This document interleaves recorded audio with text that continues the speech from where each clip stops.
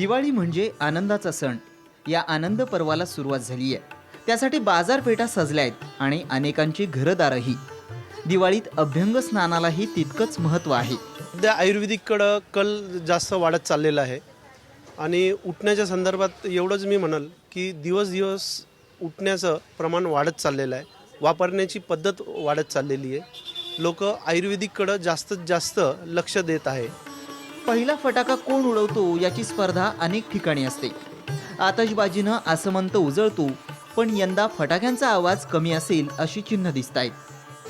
आवाजाचे फटाके तर कमी घेतातच आहे. पूर्वी लोक सुतळी बॉम्ब वगैरे घ्यायची, पण हल्ली मुलं फक्त फॅन्सी ॲटम जे वरती आकाशात जाऊन उडतात त्याची मागणी जास्त आहे. आणि दुसरं एक अडचणीचा भाग म्हणजे असा झालेला आहे की शाळांमध्ये मुलांना ज्या सप्ताह वगैरे घ्यायला लावतात ते, तर त्यामुळेही थोडा फरक हा धंद्यावर पडलेला आहे. खरं तर निवडणुकांमुळे मागच्या आठवड्यात बाजारपेठेत फारशी गर्दी नव्हती. मात्र आता खरेदीचा उत्साह वाढलाय. हा उत्साह पुढचे काही दिवस असाच टिकून राहील यात शंका नाही. स्वप्नील बापट, साम टीव्ही, पुणे.